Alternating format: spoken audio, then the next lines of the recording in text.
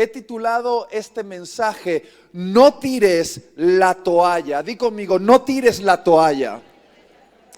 Cuando uno escucha esta frase, en lo primero que piensa es en el concepto no rendirse, no desistir. No tirar la toalla significa seguir teniendo fe en algo y continuar a pesar de las dificultades.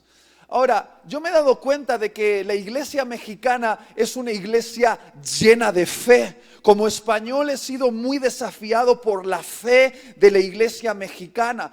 Os he visto tener fe para construir grandes edificios, os he visto tener fe para convocar a multitudes, os he visto tener fe para lanzar grandes proyectos. Pero hoy quiero desafiarte a que tengáis fe para aquello que considero que es lo más difícil de todo: tener fe en las personas.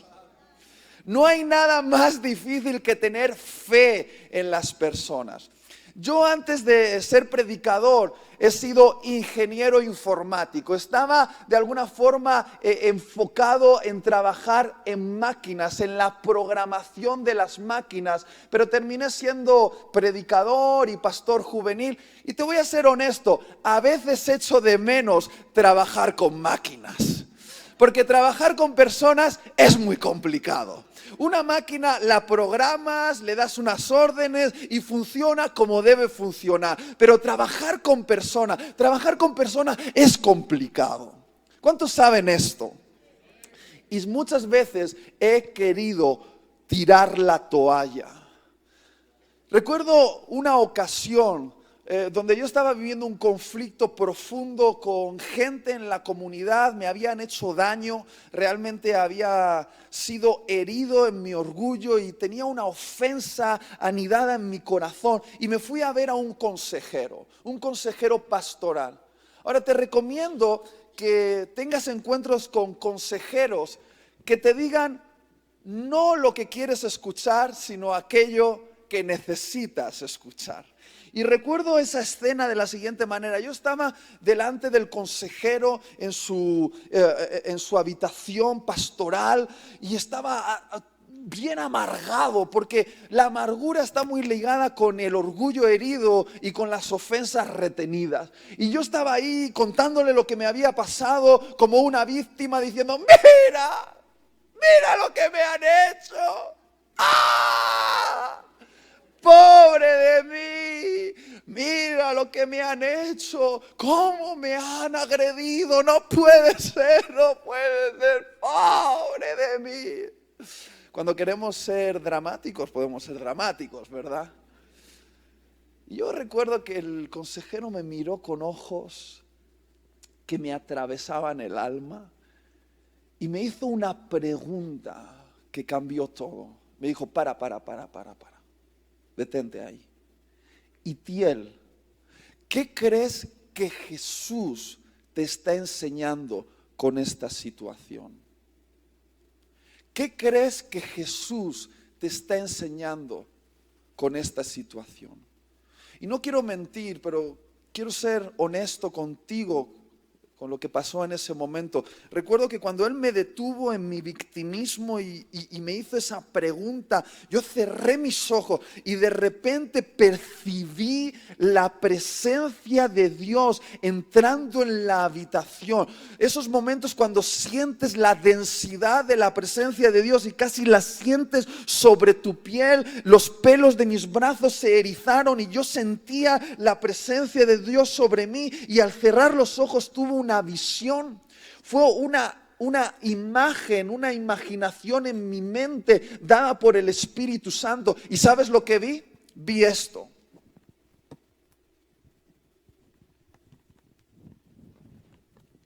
Vi a Jesús sentado sobre su trono, alto y sublime.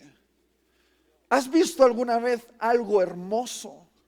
Yo no puedo describirte lo que vi, solo fue un destello destello de la belleza de Jesús, el Señor del universo, sentado sobre su trono, alto y sublime, donde millones de criaturas le adoraban a aquel que estaba sentado en el trono, a Jesús, cubierto por un manto de gloria y honor. Y en mi imaginación vi a Jesús poniéndose de pie delante de su trono y escuché una voz que decía: Jesús, siendo en forma de Dios, no estimó el ser igual a Dios como cosa a la que aferrarse, sino que se despojó de su manto de gloria y honor y se lo ciñó a la cintura como si fuese una simple toalla, e inclinándose delante de la humanidad, la sirvió como un esclavo. Yo vi a Jesús tomando su manto de gloria y honor y ciñéndoselo alrededor de la cintura como si fuese una simple toalla. En ese momento abrí mis ojos y entendí qué es lo que me estaba enseñando Jesús con esta situación. Jesús me estaba enseñando a ser como Él. Me estaba enseñando el camino a la verdadera grandeza. Me estaba enseñando el camino para liberarme de las cadenas de mi propio orgullo y de mis propias ofensas. Jesús me estaba enseñando el camino para construir iglesia. Ahora, cuando acabo de describir esta imagen, yo sé que algunos ya la han conectado con un episodio de los evangelios. Ahora quiero ser honesto contigo. Cuando leemos los evangelios y vemos a los discípulos debatiendo constantemente entre ellos acerca de quién sería el mayor en el reino de Dios, o vemos a los discípulos preguntándole a Jesús cosas como estas: ¿cuántas veces, cuál es el número máximo de veces que yo tengo que perdonar a ese desgraciado? Uno, desde la perspectiva, se puede poner sobre una plataforma de superioridad moral y juzgar a esos discípulos como gente infantil. Pero honestamente, ¿somos nosotros mejores que esos discípulos? Podemos ver a Jesús, Dios Todopoderoso, hecho carne, metido dentro de piel y hueso, que es el acto de mayor humillación de todo el universo, y aún seguir compitiendo entre nosotros acerca de quién es el más guapo, el más talentoso o el que tiene más éxito. Podemos ver a Jesús crucificado, en esa cruz, expuesto delante de toda la humanidad, que es el acto de mayor perdón de todo el universo, y aún así seguir albergando ofensas los unos contra los otros. ¿Somos nosotros mejores que esos discípulos? A veces pienso que no. Y Jesús se los tuvo que llevar a una habitación llamada el aposento alto, en su última noche, la última cena, que está descrito en Juan capítulo 13 al capítulo 17. Una cena muy especial, una cena determinante, donde Jesús hizo esa famosa oración en Juan 17:21, al orar por ellos diciendo: que sean uno, como nosotros, tú y yo, Padre, somos uno. Ahora, no voy a entrar en profundidad acerca de este concepto de la unidad, pero ¿te das cuenta de que Jesús está diciendo: vosotros, iglesia, tenéis que ser uno, como la Trinidad es uno?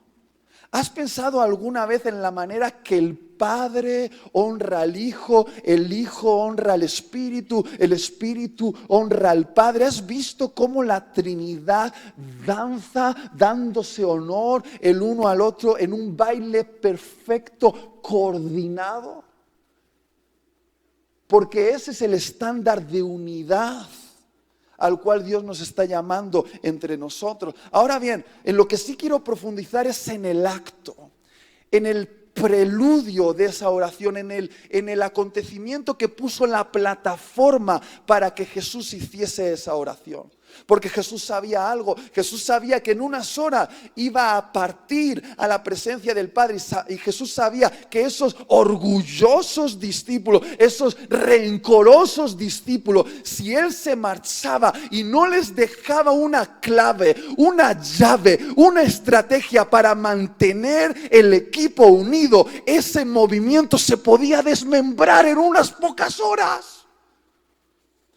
Jesús sabía que el futuro de la iglesia estaba en juego, y entonces Jesús no dijo algo, hizo algo. Hizo algo inolvidable. Algo que mantuvo el equipo unido hasta hoy.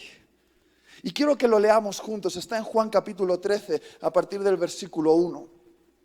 Dice: antes de la fiesta de la Pascua, sabiendo Jesús que su hora había llegado para que pasase de este mundo al Padre, como había amado a los suyos que estaban en el mundo, los amó hasta el fin.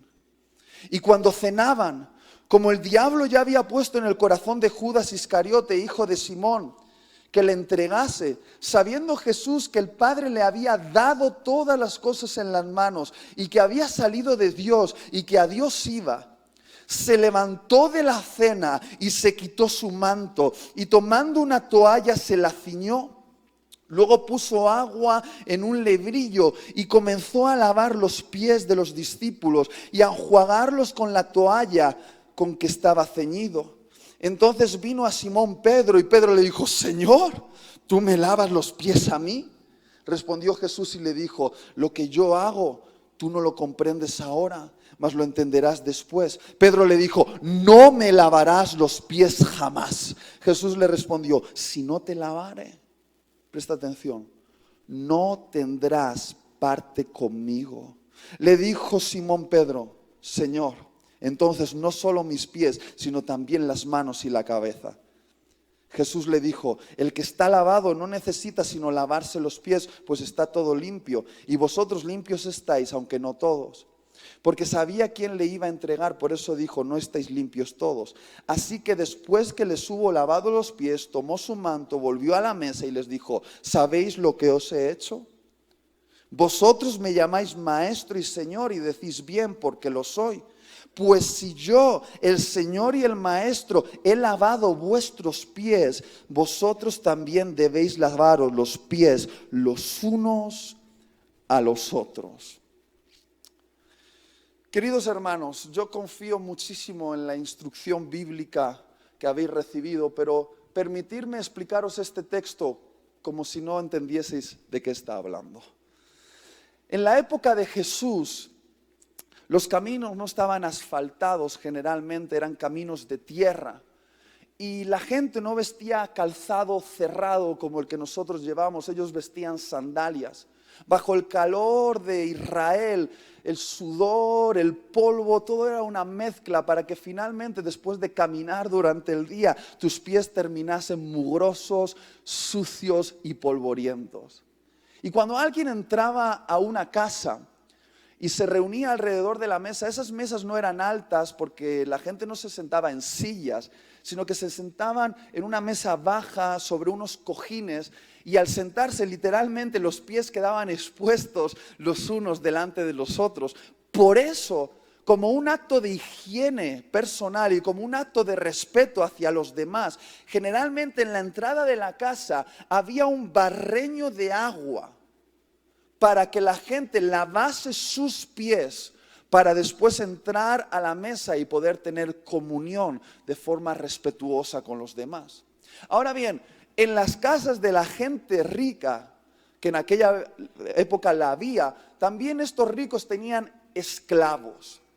Por lo tanto, como una acción de cortesía, a veces se designaba al esclavo de menor rango de la casa, el esclavo más básico, el esclavo más sencillo de todos, para hacer esa tarea desagradable, lavar los pies polvorientos de los huéspedes. Ese esclavo se inclinaba y lavaba los pies de la gente para que la gente no tuviese que lavar sus propios pies. Y eso estaba designado para el más bajo de la casa, porque se consideraba un acto de humillación.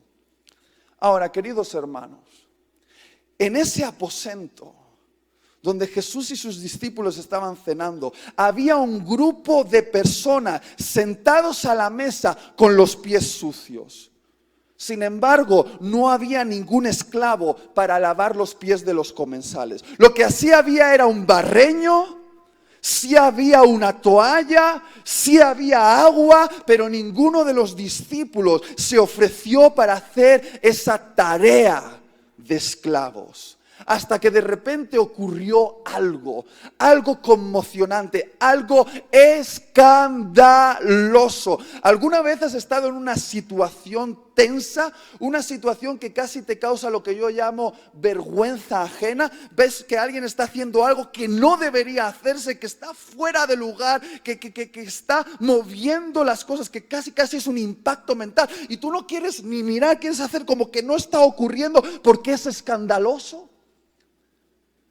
No puedo exagerarte al decirte lo escandaloso que estaba haciendo ese momento. Jesús se levantó, se ciñó una toalla, cogió el barreño de agua y comenzó a lavar los pies de sus discípulos. No puedo exagerar lo escandaloso de ese momento. La gente ni quería mirar lo que estaba pasando, hasta que de repente Pedro, que tenía esa pasión mexicana, que a veces le iba la lengua más rápido que el cerebro,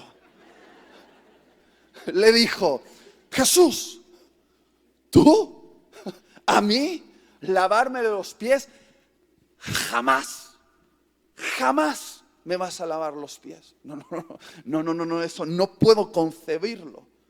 Y Jesús le detiene y le dice: tú no lo entiendes ahora, pero si no te lavo los pies, no tendrás parte conmigo. Di conmigo: parte conmigo. Más fuerte: parte conmigo. Lo que Jesús le estaba diciendo a Pedro es esto: Pedro, si te lavo los pies, estaré construyendo una plataforma para que tú y yo tengamos verdadera comunión. Pedro, aunque no lo entiendas, si te lavo los pies, lo que estaré haciendo es construir una base para nuestra unidad. Pedro, si te lavo los pies, tú y yo seremos uno, tendremos parte el uno con el otro, estaremos unidos. Muchos se han preguntado: ¿cuál es la clave de la unidad? Aquí viene. Queridos hermanos, si había un grupo difícil de unir, eran los personajillos que Jesús eligió como discípulos. Y por lo que me da la impresión, Jesús sigue eligiendo personajillos como discípulos. Solo hay que vernos. Un celote nacionalista judío y un publicano funcionario del Imperio Romano en el mismo equipo. Pescadores y fariseos en el mismo movimiento, mujeres y hombres aprendiendo juntos, amos y esclavos, llamándose hermanos. Queridos, en ese grupo había tanta diversidad de mentalidades, clases sociales, posiciones políticas, perspectivas de la vida, como probablemente lo haya en esta sala. Queridos, no nos engañemos, somos diferentes y muy diferentes a veces. Un español y un mexicano. Somos diferentes, tenemos una cultura diferente, podemos tener incluso perspectivas culturales diferentes, estratos sociales diferentes. Pero Jesús Jesús se convirtió en un catalizador de la unidad. No esperó que la unidad surgiese, Él provocó la unidad. Él dijo, vosotros no lo hacéis, lo haré yo. Cogió el barreño de agua, se ciñó la toalla y empezó a lavar los mugrosos pies de esos orgullosos discípulos. Y Él creó una base para la unidad. ¿Qué es la unidad? ¿Qué es lo que mantiene una iglesia unida, una familia unida, un equipo unido? Lavarnos los pies los unos a los otros. Queridos hermanos, unidad no significa uniformidad. Es decir, Jesús los unió, pero no los hizo iguales. Y de esto se trata la unidad, saber que podemos estar unidos a pesar de ser diferentes. Porque, queridos hermanos, la unidad no es una idea, no es un discurso, no es un evento. La unidad es un estado del corazón. La unidad es una manera nueva de ver a tus hermanos. La unidad es un acto de lavamiento los unos hacia los otros. Podemos hacer todos los eventos de unidad que queráis, pero hasta que no nos lavemos los pies los unos a los otros, no provocaremos una unidad profunda en el corazón. Hay 4 movimientos que yo veo en esta historia hacia la unidad. 4 movimientos que Jesús hizo, 4 claves que nos llevan a una unidad profunda, que puedes aplicarla en tu iglesia, pero también en tu matrimonio. Puedes aplicarla en la iglesia, pero también en tu empresa. Puedes aplicarla en tu iglesia y también con tu grupo de compañeros. Son 4 claves hacia la unidad. La primera clave es saber quién eres. Saber quién eres. Dice la Biblia, Jesús, sabiendo que el Padre le había dado toda la autoridad en sus manos, que había salido del Padre y que al Padre iba, tomó una toalla, un barreño y lavó los pies. En otras palabras, lo que está diciendo es, Jesús, sabiendo quién era, se ciñó como un esclavo para servir. Y aquí está el principio, el que sabe quién es, puede humillarse. Lo voy a volver a decir, el que sabe quién es, puede humillarse. Y puede hacerlo el primero. ¿Qué digo? Puede y debe llevar la iniciativa de la humillación.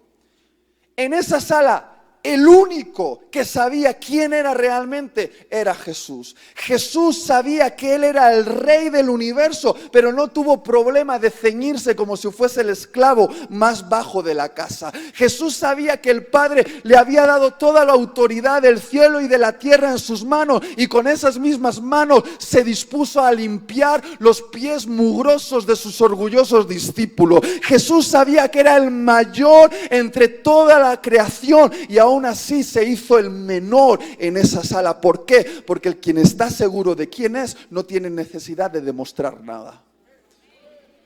Quien sabe profundamente quién es no tiene la necesidad de demostrar nada. Queridos hermanos, con el tiempo me he dado cuenta de lo peligroso que es no saber quiénes somos. De hecho, no hay nada peor que un líder que tiene problemas de identidad. No hay nadie más peligroso que alguien que tiene autoridad en sus manos, pero tiene inseguridades en su corazón. Porque esa gente tiene que andar aparentando constantemente. Y no hay nada más opuesto a la unidad que tener que mantener una apariencia delante de los unos de los otros. Y estoy preocupado por qué la iglesia tenemos la necesidad de andar aparentando constantemente de que somos más ricos de lo que somos más inteligentes de lo que somos, que tenemos más éxito de lo que realmente tenemos. Y esto se ha acrecentado más en esta época de las redes sociales, la época de la hipocresía a nivel cósmico ya. Uno en las redes sociales puede aparentar una vida que realmente no tiene. Un día dice, voy a comer saludable, y se prepara sus lechuguitas con su tomate, con su verdurita, prepara bien el plato con el vasito de agua, le saca una foto, clic, la colga en sus redes sociales, y el desgraciado no volverá a comer sano en todo el año, pero dice, yo tengo dieta saludable. Ahora, a inicio de año, he oído que los gimnasios aquí en México han hecho una promoción, que por 10 pesitos te dejan entrar en el gimnasio y sacarte una foto en las pesas y luego no volver nunca más, porque eso es lo que andabas buscando, la foto. Es un tiempo de apariencias. Me preocupa las celebridades evangélicas que la iglesia mexicana está manteniendo. Estáis manteniendo monstruos. Esas celebridades evangélicas que exigen un precio por predicar o cantar, que te exige un tipo de hotel con un tipo de bordado, con un tipo de tela, esa gente que exige que la hables de una manera, esa gente que crea distancia con los demás y se va por la puerta de atrás, esa gente me da pena. Porque esa gente con tanta pompa en el fondo está demostrando que no sabe quién es. No sabe quién es. Y todos llevamos una celebridad en el corazón que tenemos que matar. Todos nos creemos más de lo que realmente somos. Y en una atmósfera de apariencias no se puede dar la unidad, porque la unidad requiere humillarse con valor. La unidad es para valientes, porque la unidad requiere tomar el valor de humillarte frente a tu hermano y considerarlo incluso mayor que tú mismo. Y eso solo lo puedes hacer si sabes quién eres. Ahora mi pregunta es, ¿sabes quién eres? Incluso Pablo lo tuvo que aprender. Ponme la diapositiva, por favor, de Pablo. El listado. El apóstol Pablo, en el 49 después de Cristo, cuando escribió la carta a los Gálatas, se describió así: soy el apóstol a los gentiles, tanto como lo es Pedro a los judíos. En el 56 después de Cristo, en la carta a los Corintios, se describe así: soy el más insignificante de los apóstoles, ni siquiera debería llamarme apóstol, porque soy como un abortivo. En el 61 después de Cristo, la carta a los Efesios se describe así: yo soy el más pequeño de todos los santos. En el 65 después de Cristo, en la primera carta a Timoteo, se describe así: yo soy el más grande de todos los pecadores. A medida que la influencia, el éxito y el fruto de Pablo iba creciendo, su corazón se iba afianzando más y más y más y más y más en esta realidad que algunas veces olvidamos con tanta sofisticación. Y es esto: ¿sabes quién eres? Un pecador salvado por pura gracia. ¿Sabes quién eres? Un pecador salvado por pura gracia. Eso es lo que eres. Eso es lo que eres. Ahora, cuidado. Cuidado, es cierto que Dios también nos ha dado una posición en el reino como herederos, pero de allí partimos, de ser pecadores salvados por pura gracia. Ahora también hay aquellos que viven en su falsa humildad. Hay un nuevo movimiento de gente que cada vez que sube a predicar pasa 10 minutos diciendo lo sucio, pecador y gusano que es él.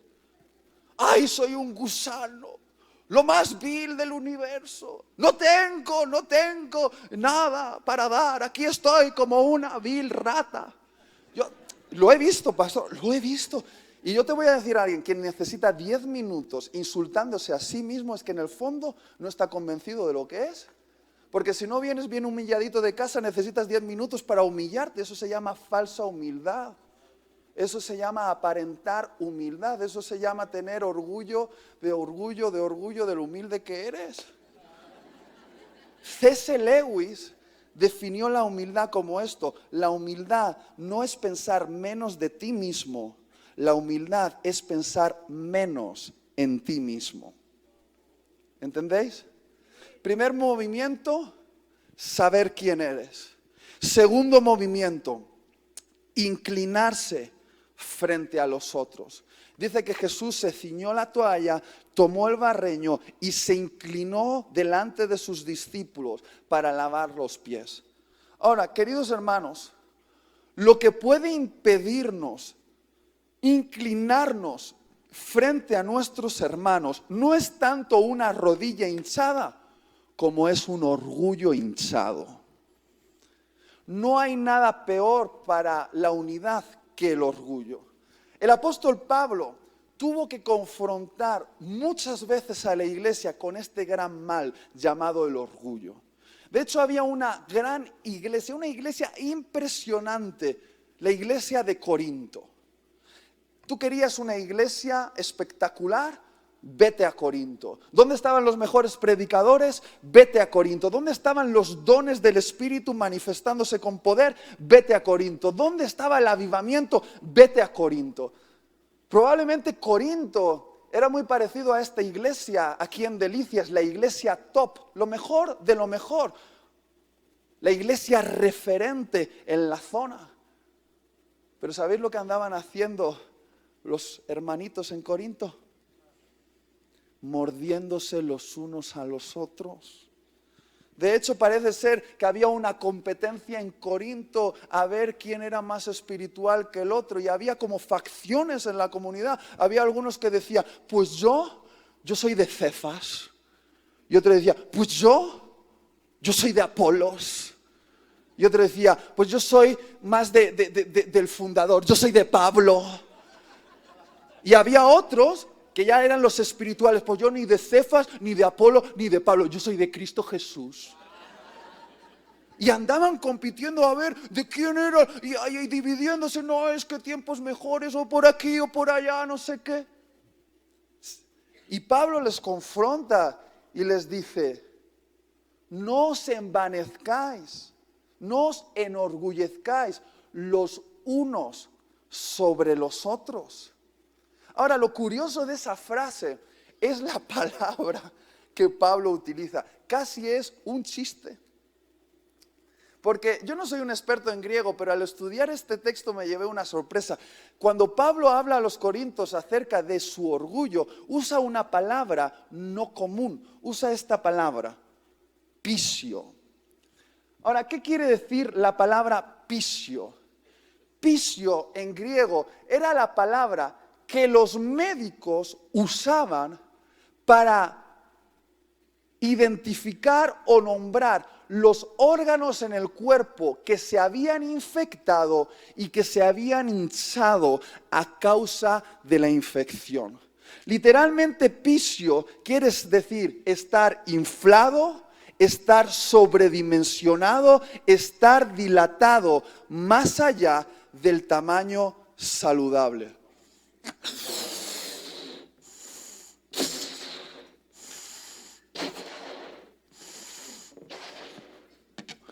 ¿Sabes lo que está diciendo Pablo literalmente?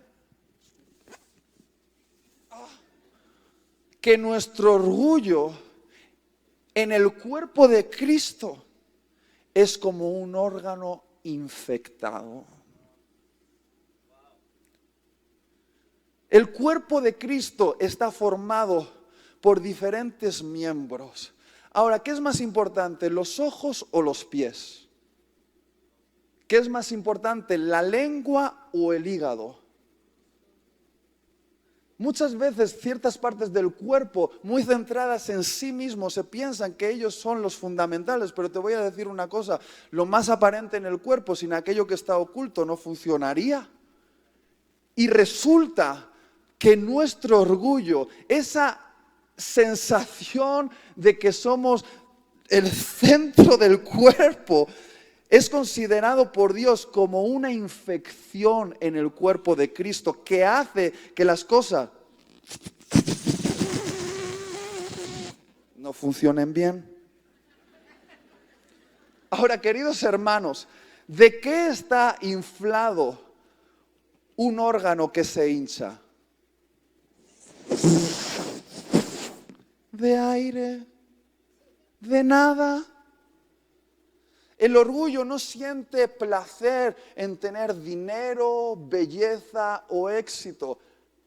El orgullo siente placer en tener más dinero, más belleza y más éxito que otro. Pero ¿sabes de qué está lleno eso? De aire. Nada. Recuerdo una frase que me decía mi papá. Yo crecí en un pueblo campestre y a nuestra zona llegaba lo que llamábamos el chatarrero con su camión. ¿Tenéis chatarreros en esta zona? Esta gente que dice lavadoras, televisores, cocinas, cualquier cosa de hierro. ¿Tenéis? ¿Sí? Y normalmente el chatarrero venía con su camión cerrado, no se veía lo que había dentro. Y una vez pasó el camión y mi padre me dijo, hoy el chatarrero lleva el camión vacío. Y yo dije, papá, ¿cómo sabes que el camión está vacío si no ves lo que hay dentro? Y mi padre me dijo algo que se quedó grabado en mi memoria. Mi padre me dijo, muy fácil, hijo, cuanto más vacío está el camión, mayor es el ruido que hace. Y yo siempre recuerdo esta frase de mi papá, siempre que veo a alguien hablando demasiado, atrayendo la atención hacia sí mismo, queriendo resaltar constantemente, siempre recuerdo la frase de mi papá, cuanto más vacío está, más ruido hace. ¿Y te has dado cuenta de los órganos infectados? No sabes que existen hasta que se infectan. ¿Tú sabes que tienes un riñón hasta que tienes un problema en el riñón? Normalmente, si los riñones están ahí, no deberías notar que están ahí. Así son la gente con el orgullo hinchado, siempre doloridos, siempre llamando la atención. Qué difícil es, hermanos, irnos a dormir a la cama por la noche sin sentir que el mundo ha conspirado en contra de nosotros. Ay, el pastor no me atiende. Ay, el hermano me ha hecho esto. Están hablando de mí. Me miran con mala cara. Decimos algo así como, han herido mis sentimientos. Queridos hermanos, los sentimientos no se pueden herir. Lo que realmente se hiere es tu orgullo. Y déjame ser honesto, la gente está tan concentrada en sí mismo que no tiene tiempo para pensar tanto en ti. Suficiente tienen con ellos mismos, no están conspirando contra ti, ni hablando tanto de ti, ni pensando tanto en ti. ¿Me entiendes lo que quiero decir? Y una vez el Señor me dijo, Itiel, te amo tanto. Tanto, tanto, tanto. Y quiero que seas útil en mi reino, que te voy a dar a elegir. O te humillas o te humillo. No tienes opción. Hay veces que Dios tiene que pinchar el globo con un aguijón. Recuerdo una vez que yo estaba ayudando a mi hermana en la mudanza y cogí un mueble y yo quería hacerme el fuerte y lo cogí solo y de repente algo crujió aquí, pero yo y no lo noté en el momento, pero cuando llegó la noche y empezó a enfriarse el cuerpo, empecé a sentir un dolor desde aquí que me llegaba a la cabeza, se me había pinzado un nervio en la columna. Y yo descubrí por qué a los hombres no se nos ha dado el honor de parir. Porque no soportamos el dolor. Yo estaba en la cama, ¡ah, cariño! ¡Llévame al hospital! No podía ni ponerme recto en la cama. Mi mujer, como si fuese un paralítico, me tuvo que levantar. Me llevó colgando de su cuerpo al coche, me subió al coche y cuando conducía y un bache venía, ¡ay, no, un bache, no! Me dolía todo el cuerpo. Llegué al hospital y me pusieron en una silla de ruedas. No te diré lo que hicieron después en mi trasero para quitarme ese dolor. Pero cuando estaba en esa silla de ruedas, Dios me habló y me dijo, Itiel, tú que te crees tan autosuficiente, tan fuerte y tan talentoso, en realidad ese es tu estado real. Eres un ser totalmente dependiente. Y yo te usaré más y tendremos una comunión más profunda como la que ahora tu esposa tiene contigo.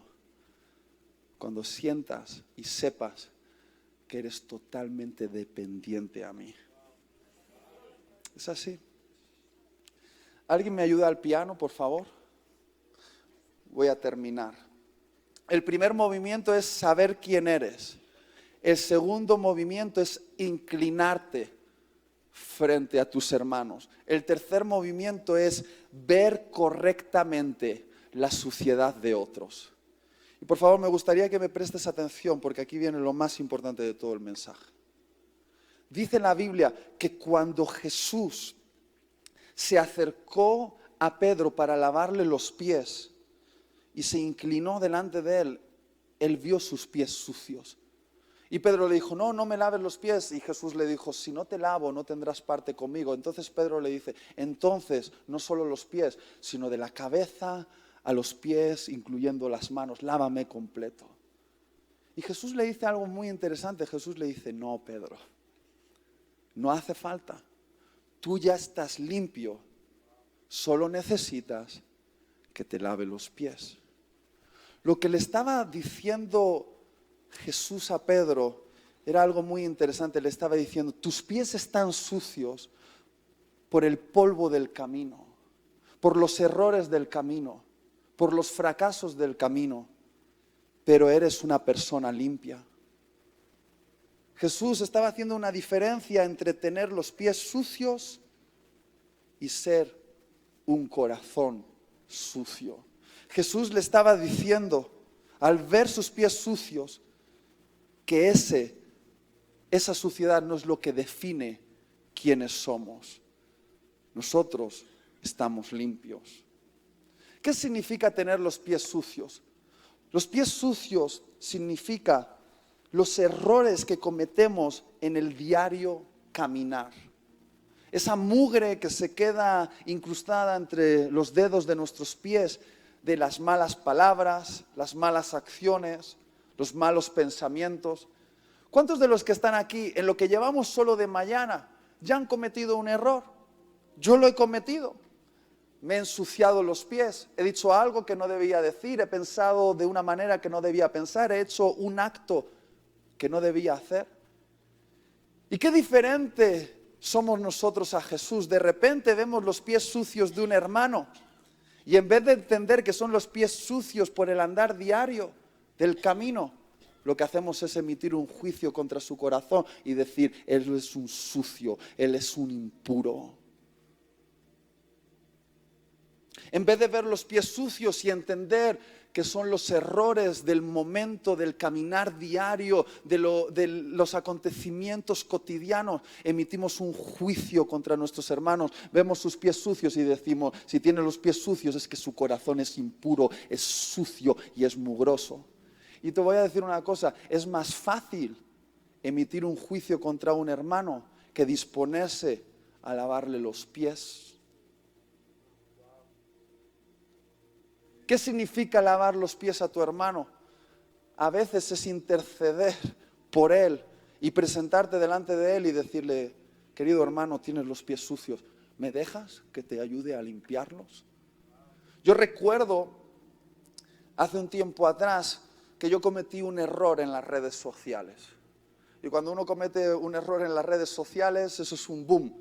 Puse algo que no debía poner y creó una polémica tremenda. Realmente fue algo muy soberbio por mi parte, no debía haberlo hecho. Y de repente pues todo el mundo empezó a hablar y yo sé que eso fue la comidilla entre algunos, pero ¿sabes qué? Mientras la gran mayoría solo hablaba de mí y me emitía un juicio en contra de mi persona, hubo un amigo que me llamó, quedó conmigo y me dijo, Itiel, ¿por qué has hecho esto? Esto no es lo que tú eres. Esto no está bien.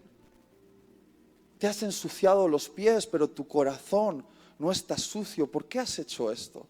Y claro que uno en ese momento, cuando se ve enfrentado, pues quiere justificarse, pero cuando ves que uno se arrodilla delante de ti y te empieza a quitar la mugre de las uñas, cuando le ves humillado delante de ti, dedicándote tiempo, hablándote con cariño, hablando a tu vida, ¿sabes qué? Uno dice,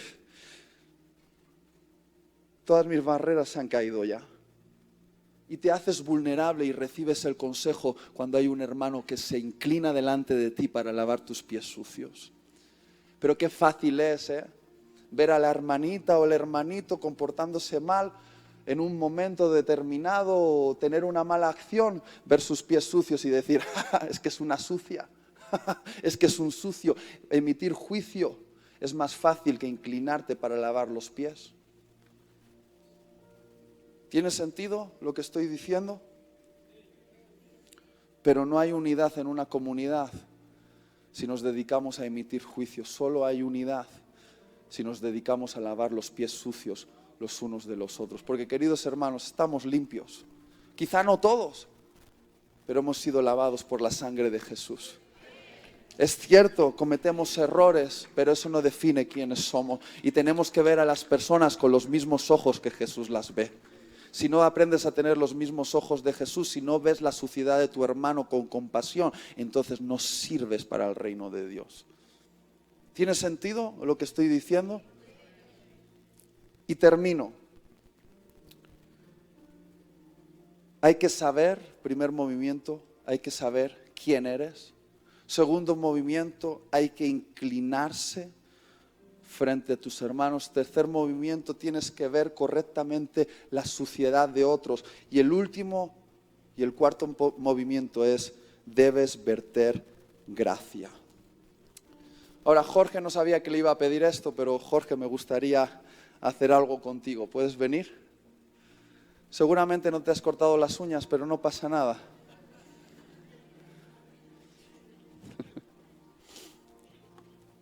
Puedes ir quitándote los zapatos. Dice la Biblia que Jesús, sabiendo quién era,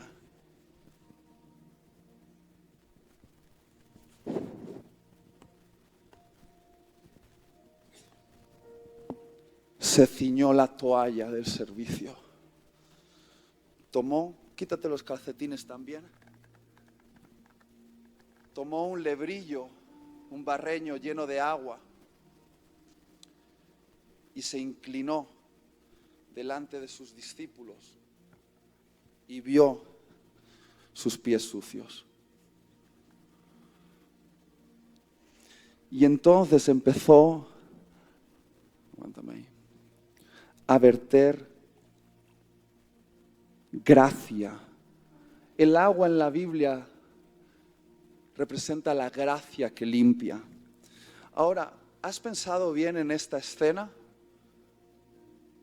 Jesús estaba vertiendo gracia sobre unos pies que horas después iban a correr para abandonarle. En esa sala Jesús limpió los pies a un hombre llamado Tomás, que constantemente dudaba de las palabras de Jesús. ¿Sabes lo que hace Jesús con las personas que dudan de Él? Vierte gracia, le lava los pies. En esa sala había una persona llamada Pedro que le iba a negar delante de una criada, no una, no dos, sino hasta 3 veces. ¿Sabes lo que hace Jesús con las personas que le niegan? Vierte gracia, les lava los pies. Y si eso no te parece escandaloso, en esa sala había un hombre llamado Judas, que unas horas después lo iba a vender por unas moneditas de plata y lo iba a traicionar con un beso. ¿Y sabes lo que hace Jesús con las personas que le traicionan y lo venden?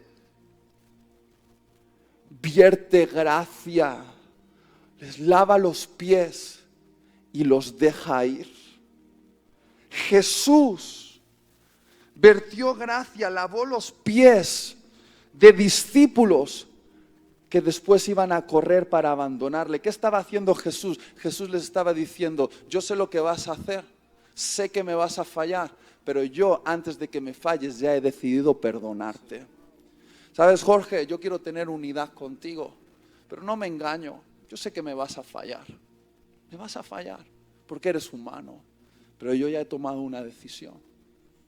Yo ya te he perdonado antes de que me falles, porque quiero tener parte contigo. Tenemos que decidir, tomar la decisión de perdonarnos incluso antes de habernos fallado.